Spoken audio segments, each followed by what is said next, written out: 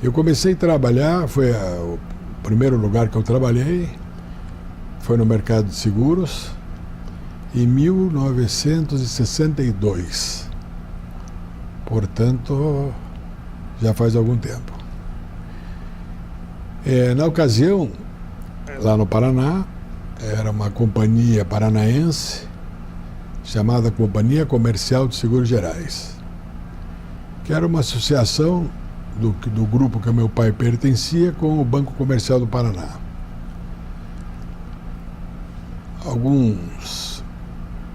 Em 66, mais ou menos, a companhia comercial incorporou uma companhia aqui no Rio chamada Nova América Companhia de Seguros.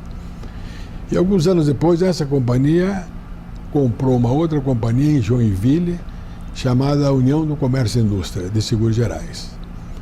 E aí nós formamos, e naquela ocasião o governo deu um incentivo, e nós fundimos as 3 seguradoras na Companhia Comercial de Seguros. Alguns anos depois, 74 mais ou menos, o banco foi vendido para o Bamirinos, que era um outro banco paranaense. E a seguradora, como tinha 2 grupos, ficou ainda alguns meses funcionando independente, e depois nós resolvemos e fizemos uma fusão com a Bamirinos Companhia de Seguros, a qual eu entrei como diretor em 1975. Aí fiquei na Bamirinos, fui presidente do conselho, até quando houve a intervenção no Bamirinos, e a seguradora então mudou de dono para outro banco. Então, na área de seguros, é mais ou menos isso. E nesse meio termo, eu acumulei, vamos dizer, a área de seguros com o tempo que eu fui político, atuante. Então, eu fui presidente da Fundação Educacional, depois eu fui secretário da administração, depois eu fui deputado, de deputado eu fui secretário da Fazenda, aí fui presidente do Banco de Desenvolvimento, fui vice-governador e fui governador. Quando eu saí do governo, em 87, eu voltei para Bamirinos como presidente executivo da seguradora.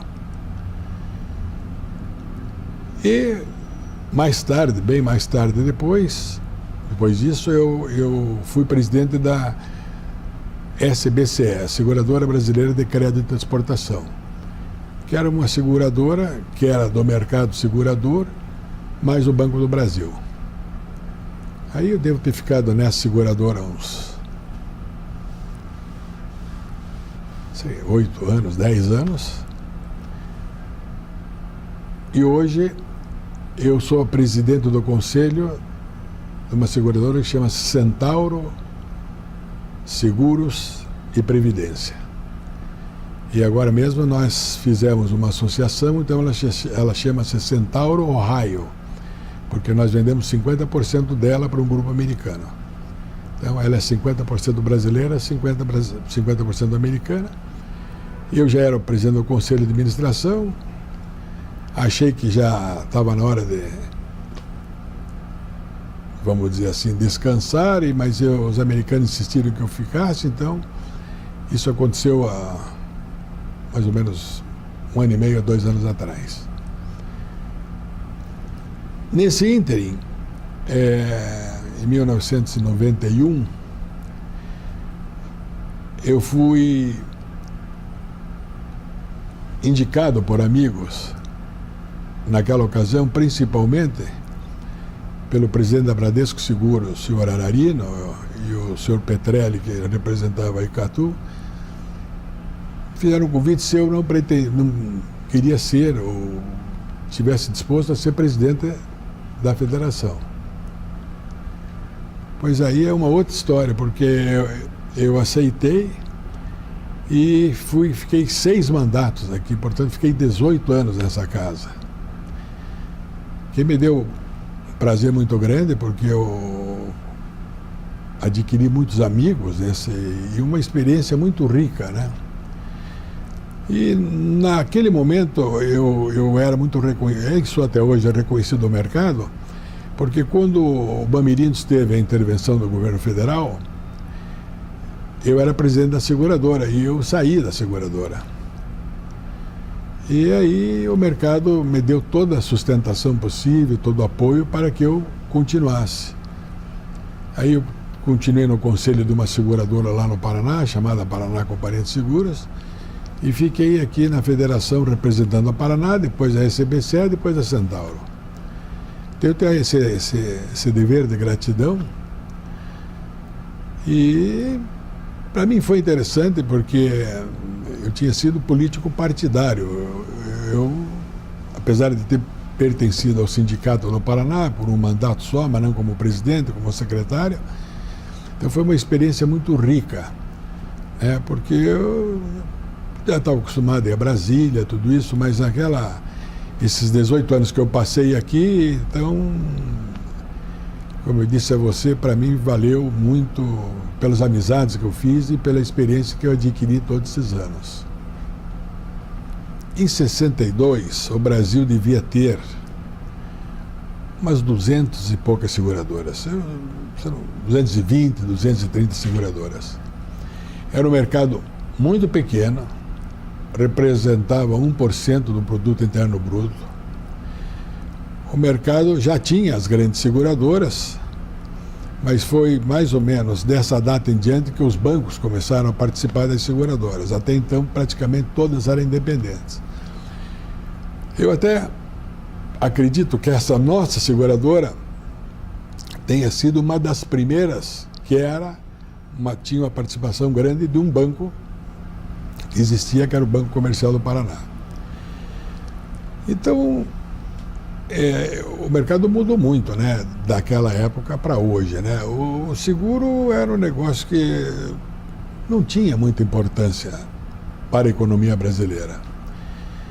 E, para dizer a verdade a você, eu acho que até hoje, o governo não tem, vamos dizer assim, no seguro, aquilo que não olha o seguro como ele deveria olhar.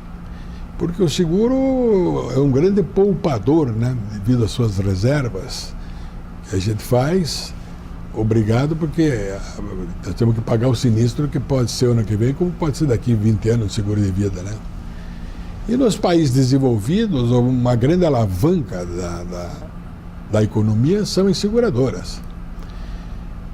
Eu acho que ainda até hoje, mudou um pouco, mas ainda até hoje eu acho que nós devíamos ser olhados como um dos grandes instrumentos da economia, porque a economia precisa de poupança, o Brasil precisa de investimento, e a única forma é incentivar as seguradoras, não só as seguradoras, deve ter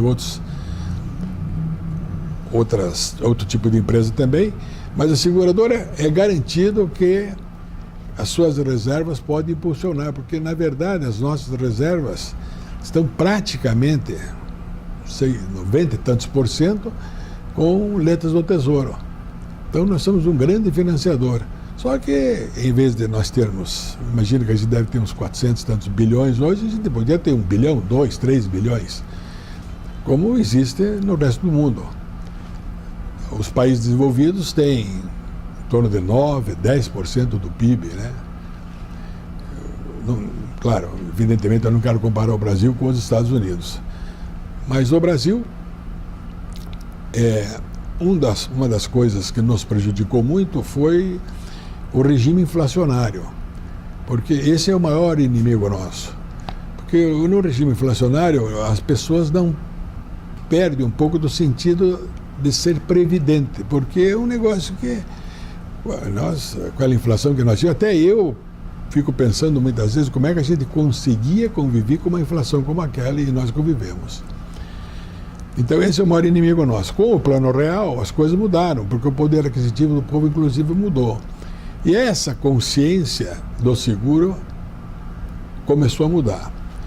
Eu acho, eu diria ainda que falta muito para mudar, porque as pessoas olham o seguro como o benefício que ele vai ter se tiver algum tipo de acidente. E não é só isso. Né? Vamos olhar até o aspecto de responsabilidade da gente, de pôr a casa que a gente tem no seguro, pôr a vida que a gente tem no seguro, pôr o automóvel que tem no seguro, pôr a saúde que a gente tem no seguro, é uma forma de você dividir o risco. Quer dizer, eu estou pegando o meu risco e estou passando para uma seguradora. Quer dizer, para mim é bom, para a minha família também é bom, porque essas coisas a gente deixa. Então, eu acho que o seguro precisava ainda ser melhor visto. Eu no tempo que eu estava aqui na federação, com alguns colaboradores, aí naquela ocasião eu escrevi um artigo, se a gente pudesse pensar um dia sem seguro. Como é que seria o mundo se não tivesse seguro? E é impressionante como esse artigo repercutiu na cabeça das pessoas, porque muitas pessoas disseram, pô, eu nunca tinha pensado nisso. E no artigo eu cito, por exemplo, se não existisse o seguro, os aviões não levantariam voo, os ônibus não andariam, os trens não andariam, muitos hospitais iam fechar, e dou vários exemplos. E as pessoas, pô, mas eu nunca tinha pensado nisso, e é realmente. Apesar de nós não termos tanto seguro como tem em países desenvolvidos, mas as pessoas despertaram aquele meu artigo, Um Dia Sem Seguro, devido a esses exemplos. Como é que seria a vida da gente se não existisse seguro? Então, essa insegurança, principalmente aqui no Brasil que a gente vive, né? No caso do automóvel, por exemplo, né? Outra coisa, o seguro-saúde. O seguro-saúde, eu subi com a sensorista agora e ele me disse, eu me lembro que foi o senhor que nos deu para o condomínio, porque a federação é dona do prédio aqui, o seguro-saúde. Se não fosse isso, eu não sei como é que eu ia viver. O negócio é uma distribuição de riqueza, é um benefício que você dá para as pessoas, né? Então, e agora, muitas vezes o seguro é visto por outro lado, pô, segurador, demora para pagar.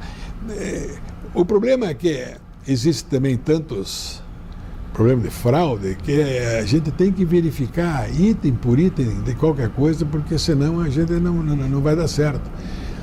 Então, muitas vezes demora um seguro ou outro. Ainda semana passada alguém me ligou, eu tinha um seguro de garantia. Escuta, mas a pessoa tem que analisar, é um processo, não é um seguro que o sujeito olha um papel e paga, né? Então, é diferente. Mas eu acho que as coisas mudaram. Eu acho que naquela época ainda era muito assim, incipiente, muito cru. Ninguém sabia de absolutamente nada, como é que funcionavam as seguradoras. Sabiam que existiam, né? E ainda faziam seguro e muitas vezes mal feito, tudo isso. Agora eu acho que essas coisas melhoraram muito. E outra coisa, eu acho que o mercado de seguros também tecnicamente melhorou.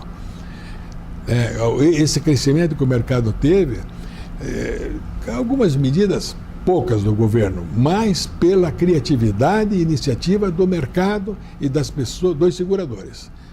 O segurador, ele é criativo, o mercado não tem concorrência, o mercado tem concorrência, e então eu acho que o segurador, enfim, o corretor de seguro também, ele se especializou, ele estudou, ele hoje é um profissional que a gente funciona mais ou menos num conjunto, né? O corretor e o segurador, né?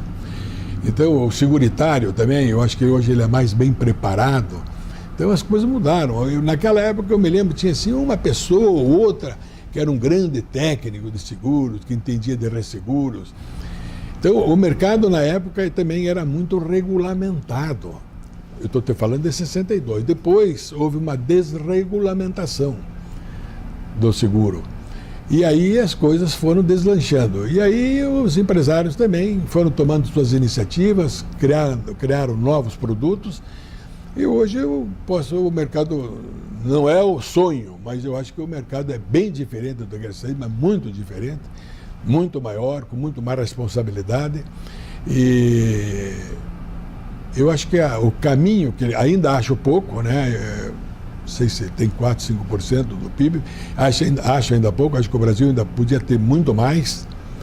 E o interessante é que a gente conversando com o segurador lá fora, né, agora que eu tenho essa associação com os americanos, um dos pontos que eles levantam é que lá praticamente não tem mais nada a avançar, já está tudo segurado.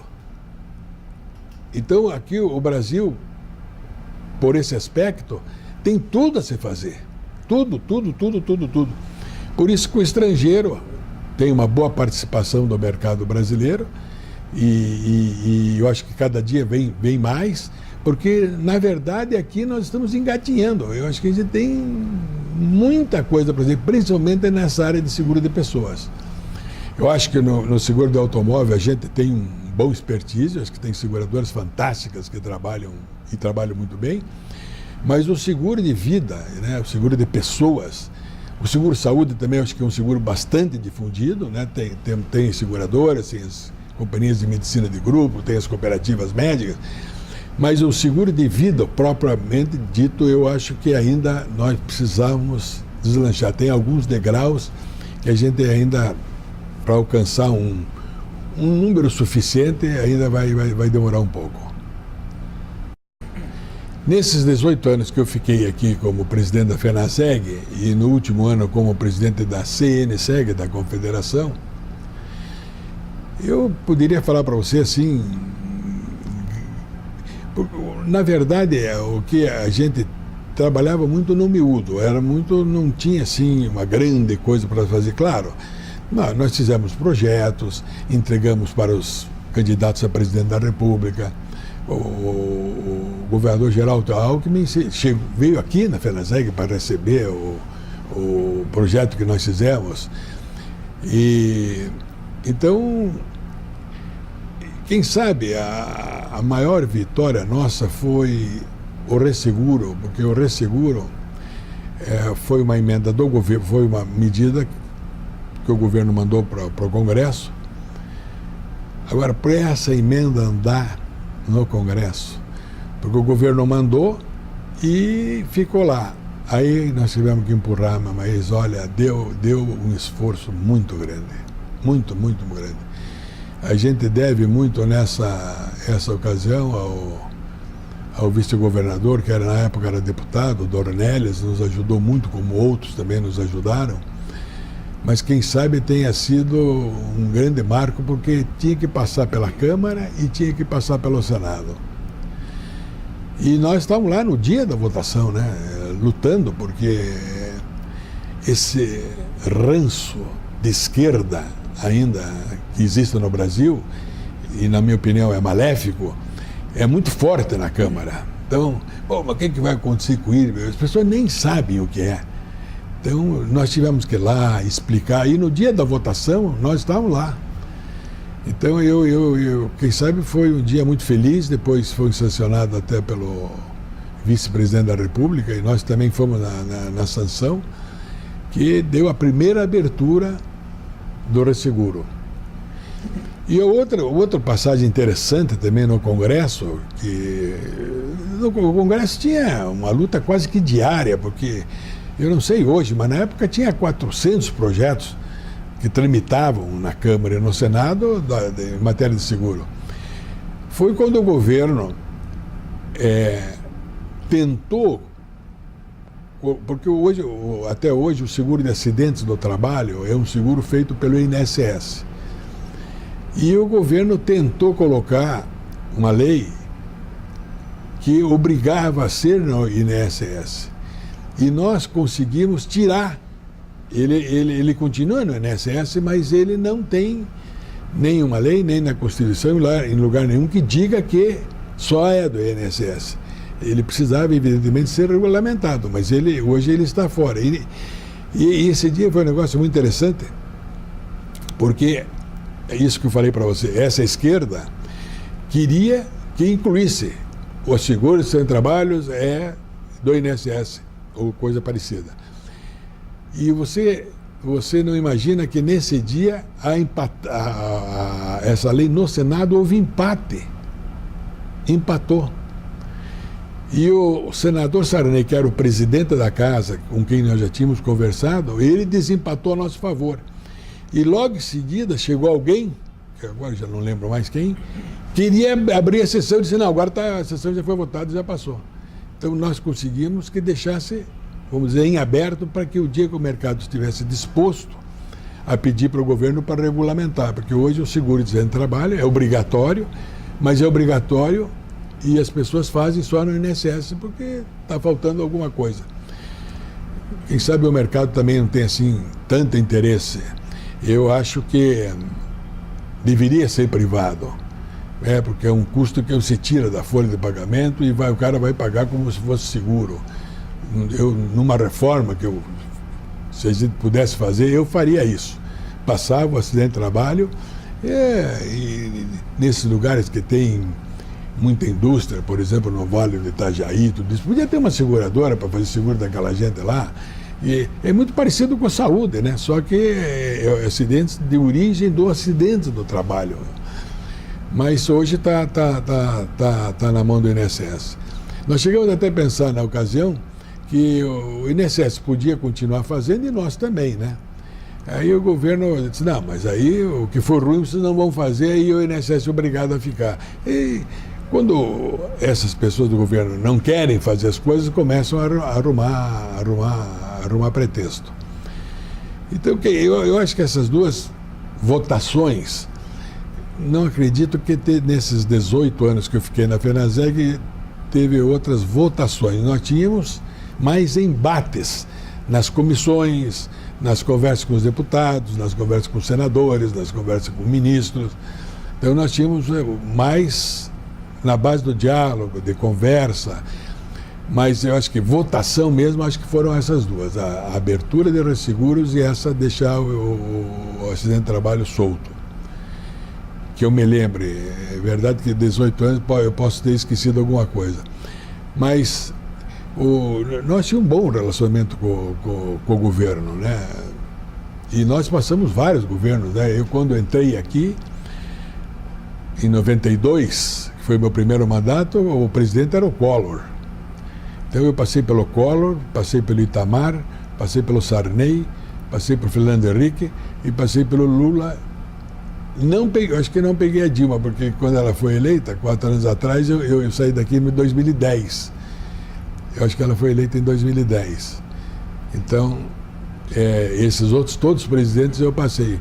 E com isso, o ministro da Fazenda deve ter sido uns 20, porque eu me lembro que o Itamar teve 5, 6. Depois o Manteiga ficou algum tempo mais. O Malan também ficou bastante tempo. Mas até então, era 3, 4 meses e mudava o ministro. Então, esse relacionamento e o relacionamento também com os corretores, eu acho que nós sempre tivemos um entrosamento muito grande, sempre trabalhamos juntos. Quando apresentávamos ao governo, a gente apresentava sempre as questões juntas, porque fortalecia o mercado. Eu sempre procurei usar no bom sentido, os corretores para mostrar ao governo de que nós tínhamos uma união e que essa união não era só bom para nós, era bom para os corretores também, que eu acho que são 60 mil que tem no Brasil. Então nós tínhamos um relacionamento muito bom, como eu acredito que até hoje a FENASEG tem com a FENACOR, que é a Federação dos Corretores, tanto que eles ocupam aqui um andar no prédio, eu mesmo que vendi para eles para nos aproximarmos cada vez mais. Outra coisa que eu fui nesse tempo aí, fui presidente da Escola Nacional de Seguros, acho que fui por 2 ou 3 vezes, que também é uma escola fantástica, né? Eu acho que posso até garantir, acho que é difícil ter no mundo uma escola, vamos dizer assim, com tantas... Primeiro, com tanto poder que tem, porque ela é uma escola que tem recursos, e depois pelo serviço que presta. Pode ser que tenha, porque eu não gosto muito de dizer, no mundo inteiro não tem. Pô, não conheço o mundo inteiro, então, mas eu acho que a nossa é uma escola que é exemplar. A Escola Nacional de Seguros, que hoje é uma fundação que é dos corretores e dos seguradores. Acho difícil que até nos outros sentidos terem uma escola com, vamos dizer assim, com a capacidade, com o trabalho que existe na FUNESEG. E depois uma outra, vamos dizer, se é que foi conquista, é o seguro obrigatório, o DPVAT, que até então ele funcionava como um consórcio. Era um consórcio de seguradoras, na época 70, 80 seguradoras, que faziam parte desse consórcio e administravam o seguro. E foi na minha administração, com a ajuda claro, sempre com a ajuda muito do mercado, que nós fizemos uma seguradora específica para esse setor, que chama-se Seguradora Líder, que faz o seguro de DPVAT. E eu creio que seja um sucesso, porque o seguro de DPVAT é um seguro muito importante. E eu não tenho os dados na cabeça, mas hoje eu posso te garantir que, sei lá, 90%, quase 100% dos acidentes de morte a seguradora paga. Então, eu acho que a seguradora teve uma boa performance esses anos todos e era melhor do que um consórcio. O consórcio era uma figura assim um pouco frágil, né? Agora não, é uma seguradora que o mercado é dono dela e ela faz, no meu modo de ver, um excelente trabalho. Porque pouca gente sabe, e eu cansei de dizer isso, ela paga o seguro sem o cara ter o seguro. Porque cá para nós é um absurdo, né? Mas ela paga. Porque a lei diz que tem que pagar. Então, se amanhã a pessoa tiver um acidente, não tem que comprovar se tem seguro ou não. Subentende-se, porque ele é obrigatório, que a pessoa tem. E não é verdadeiro, porque nós temos vários outros seguros obrigatórios e não existe isso. Então, e é um exemplo, eu acho que é um case assim mundial, porque é um consórcio de várias seguradoras, é uma reunião de várias seguradoras que fazem a operação desse seguro obrigatório que chama-se seguro DPVAT. Veja bem, a FENASEG era uma federação e nós tínhamos, não digo muita briga, nós tínhamos muito confronto com o governo em leis que tinham sido aprovadas e que nós achávamos que não era legal. Então eu vou citar um exemplo para você. No caso da saúde, por exemplo, nós tivemos de entrar com uma ADIM no Supremo Tribunal Federal discutindo uma lei e várias outras. Não é só no caso da saúde. E nós tínhamos dificuldade, porque o Supremo, na época, só aceitava se fosse confederação. Então, para nós era um problema. Primeiro, nós ficamos com a Confederação do Comércio. Depois, nós fomos para a Confederação dos Bancos. Mas não era uma nossa. Quer dizer, nós sempre estávamos, vamos dizer, o do comércio, uma ocasião, não é segredo nenhum, houve um seguro que foi aprovado, era um negócio de navios, alguma coisa assim, e a gente pediu para entrar com a DIN e o presidente da federação disse, mas eu não posso porque eles também são meus afiliados, filiados. Então a gente viu que tinha que nós fazermos a confederação. Então o motivo principal foi esse. Nós fizemos, o mercado já tinha crescido, fizemos 4 federações, né, uma de vida, uma de ramos, que chamava então ramos elementares, de capitalização e a outra de saúde. Então isso fortaleceu bastante o mercado, porque tem 4 federações e uma confederação que abrange as 4 e que cuida, vamos dizer, da parte estratégica e da parte política, e baseada nessas 4 federações. Então eu acho que isso aí foi bastante importante na ocasião. Eu até desconheço como é que as coisas estão funcionando hoje em termos de Supremo. E a gente pode agora entrar diretamente no Supremo contra alguma lei. E nesse país, que é um país, tem algumas coisas que é coisa de maluco, né? O cara faz lá uma lei num estado qualquer, pô, daqui a pouco todos os estados estão fazendo, então é um negócio meio... A gente tem que tomar muito cuidado com isso. Então a gente tem que ficar sempre sobre aviso sobre essas coisas, né? E eu acho que com isso também fortaleceu o mercado, né? Porque confederação, aí se fica mais ou menos comparado com a confederação da indústria, do comércio, da agricultura. Então já muda um pouco o status do órgão, né? Então eu acho que foi positivo também. Agora deu bastante trabalho. O Brasil chegou há anos ser um dos poucos países do mundo do resseguro, do resseguro ser estatal. E para você imaginar, eu acho que eu fazia muita comparação naquela época, eu acho que era a Coreia do Norte, Cuba e o Brasil, alguma coisa assim, que o resseguro era estatal. Hoje parece que existe, eu já saí daqui da casa há 5 anos, eu acho que existe, se eu não me engano, existem 15 ou 16 resseguradoras implantadas no Brasil. E nós ficamos anos na mão, e o governo, né, até governo chegado a nós, governo com quem eu tinha grande relacionamento, não resolvia o problema, deixou esse negócio aí agora, foi resolvido há, sei lá, 7 anos atrás, alguma coisa assim, 8 anos atrás, que abriram. O governo mandou uma mensagem. Na ocasião, era o ministro Palocci, que era o ministro da Fazenda, abrindo o mercado. Então, a lei foi do próprio governo. E aí, aquilo que eu te falei, o governo mandou a lei e a lei ficou. Aí tem que ir para a comissão, aí a comissão tem que aprovar, depois da comissão tem que ir para plenário. Então, essa foi a nossa luta. Então, primeiro nós passamos na Câmara, né? Eu acho que até houve um substitutivo do deputado Dornelles, e aí a luta na Câmara para passar na comissão, passar na Comissão de Justiça, Comissão de Finanças, Comissão de Economia, tem que passar em várias comissões. Aí depois disso foi para o Senado, então também tem que passar pelas comissões, né? E não era medida provisória, que dá tempo e passa a vigorar a partir da assinatura, era a partir da lei.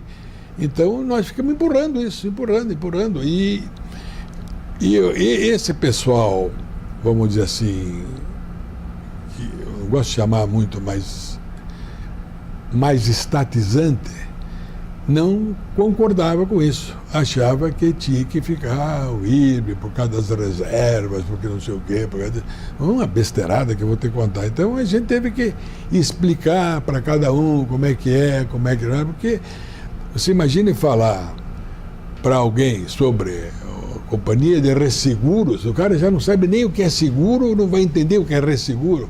Então o nosso trabalho era um trabalho quase de catequese. O que é o resseguro, como é que funciona no mundo, tudo isso.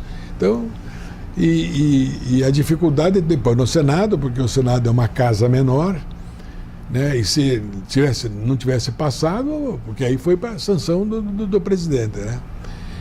Mas o presidente do Senado, na época, o presidente Sarney, nos ajudou muito também nesse negócio do resseguro. E eu já me referi ao deputado Dornelles e outros também, né? Mas mais esses dois que vamos dizer assim, que foram os nossos apoios lá. Para fazer uma conscientização das pessoas não é um negócio muito fácil, porque nós vivemos num país que é praticamente um continente, né? São 8 milhões de quilômetros, 200 milhões de habitantes. Vamos dizer assim, vamos dizer, esse feijão com arroz aí, mostrar que nós pagamos sinistro, mostrar que nós somos uma instituição séria. É difícil se dizer assim, vou fazer uma propaganda sobre seguros. Não é como para vender sabonete, né? Mesmo porque vai comprar seguro quem tem uma renda suficiente. Infelizmente o Brasil não tem, vamos dizer assim, um perfil de rendas que seja excelente, excepcional, né?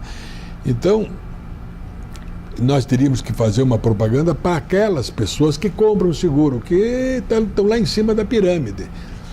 Então não é um negócio fácil a gente tentar colocar na cabeça das pessoas, principalmente da grande maioria da população, que não tem nem recurso para fazer, né? Então esse Eu acho que o que tem acontecido é o empresário que paga o seguro-saúde das pessoas, alguns pagam o total, aí para a pessoa ir aprendendo como é que é o negócio. A própria Previdência, né? A Previdência, hoje, teria que demonstrar às pessoas, principalmente as pessoas que, vamos dizer assim, que não são vinculadas a uma empresa, que se ela fizer um plano de previdência, um profissional liberal, por exemplo, né, porque um dia ele vai ter que parar ou qualquer coisa parecida, ele tem aquela previdência que ele fez lá atrás. E a previdência estatal é a previdência de ganhar R$2.800, R$3.000 por mês, então é muito difícil. O cara tem que prever. Agora, isso que eu queria te dizer, como é que você vai num país pôr na cabeça da pessoa que tem dificuldade para comprar comida, porque o cara tem que fazer uma prevenção? É difícil, é muito difícil. Então, é um problema complexo, né? Até esse pessoal aumentar a renda e ter renda para fazer o seguro. Então, você imagine aí o nosso salário médio, quanto é que é muito baixo. Então não adianta. Então não é chegar na televisão como outros produtos, sabonete, põe lá, todo mundo compra. Então é diferente. Automóvel, né? Então, hoje tem aí, não sei, 60, 70 milhões de veículos rodando, ou mais até, mas o nosso negócio não, é específico. Então eu diria para você, isso aí a gente teria que fazer uma reflexão sobre isso. Veja bem, eu ainda quando estava aqui na FENASEG, eu fui procurado pelo secretário de Segurança na época, de nós fazermos algum trabalho pela federação na Cidade de Deus. Então fomos chamados nós, foi chamada a Federação do Comércio, a Federação da Indústria, a Federação dos Transportes, para nós fazermos um trabalho num núcleo da Cidade de Deus. E aí, incentivado por amigos, naquela ocasião, eu criei não é uma fundação, é um instituto, e dei o nome do meu pai, que chama-se João Ferraz de Campos, que fez e faz até hoje esse trabalho na Cidade de Deus e mais no Morro Santa Marta, faz aqui também, aqui perto do Porto também, tem uma outra escola. E a FENASEG sempre colaborou muito para esse meu projeto. A base dele é o que a FENASEG destina para essa parte social. Então hoje esse instituto aqui no Rio de Janeiro funciona com alguns recursos próprios e com os recursos da FENASEG. E funciona também no Paraná, onde ele tem a sede, é o estado de origem minha. Também nós temos lá uma creche, que acho que temos 80 e poucas crianças, ajudamos mais 2 outras. Então essa é a parte social e que eu tenho muito prazer em administrar com pessoas, né? Não sou eu sozinho que cuido desse instituto. E eu diria para você, aqui no Rio é um projeto interessante que o Instituto adotou, que é o seguinte: nós chegamos à conclusão, sempre o Instituto está voltado à educação. Aí que as crianças não estudavam ou não sabiam porque não enxergavam. Então nós fizemos um projeto de óculos. Como é que funciona isso? Então a gente vai num grupo escolar, lá vamos dizer, na Cidade de Deus, seleciona as crianças que não enxergam. Fizemos um convênio com o Instituto Benjamin Constant, que é um fantástico instituto fabuloso do governo federal. E se precisarem de óculos, a gente dá óculos, sem custo nenhum. Então, eu acho que, se não me engano, nós já distribuímos 6.000 óculos. E agora, apareceu um outro problema, que foi o seguinte: também da Cidade de Deus e dessas outros dois apoios que nós estamos dando, as pessoas não enxergavam por causa de catarata. Então nós estamos fazendo agora, atualmente, até o final do ano, 70 operações de catarata, pago pelo Instituto junto com o Benjamin Constant, que é um negocinho bastante, se imagine, catarata, o cara passa a não enxergar, né? Então nós estamos dando, vamos dizer assim, muito significado a esses dois projetos, que se chamam Saúde Ocular, que é o óculos, e agora a catarata, que foi fazendo o exame nas pessoas, chegaram à conclusão que tem catarata. Então nós estamos fazendo. Foram feitas, se não me falha, 150 exames e 70 precisavam fazer. E até o final do ano nós vamos fazer 70 operações de cataratas. Então eu acho que isso é um trabalho interessante e dá muita satisfação íntima para a gente, né? Olha, os desafios são muitos. Mas, na verdade, eu diria assim para você, nós devemos focar que o Brasil vá bem, que o Brasil se desenvolva, porque, na verdade, nós estamos trabalhando em território brasileiro. Então, a preocupação do Brasil ir mal, de como está hoje, de a renda diminuir, tudo isso é muito ruim para nós. Então, mas isso não depende de nós, né? Depende muito mais do governo. Eu acho que desafio o mercado tem quase todo dia, mas aquilo que eu falei a você, nós somos bastante criativos, nós somos bastante profissionais, eu digo o mercado de seguro de modo geral. O mercado já passou fases mais difíceis, então eu acho que o desafio é os novos produtos que estão sendo feitos. Eu acho que essa abertura do resseguro, com esses resseguradores que estão aí, dá para a gente fazer bastante parceria com esses resseguradores, então apresentar novos produtos, quem sabe uma campanha de esclarecimento. Como é? Porque, na verdade, a gente fala assim, o mercado segurador faturou tanto, fez isso e aquilo. Não, a gente fala assim, o mercado segurador pagou tanto de indenização. Sei lá, algumas coisas que a gente teria que mudar agora. Então tem que contar aí com a imprensa e contar com a colaboração da mídia, porque hoje em dia a internet é uma mídia fantástica, né? E até é barata para você fazer qualquer coisa. Então é arrumar alguma coisa que possa se jogar na internet em termos da consciência, de criar para as pessoas aprenderem o que é essa grande coisa que a gente chama de seguro. Oportunidades é aquilo que eu te falei. Ainda acho que no Brasil, eu estou dizendo, não exemplo meu, mas exemplo dos meus sócios americanos. É uma companhia centenária, de Ohio, do interior dos Estados Unidos. Vem para cá porque veem que o Brasil é um país de oportunidades, aquilo que eu te falei. Nos Estados Unidos não tem mais como crescer, eles chegaram lá 11, 12, 13 do PIB, sei lá quanto é hoje, e todo mundo tem seguro de tudo. Então, aqui no Brasil as coisas começaram agora.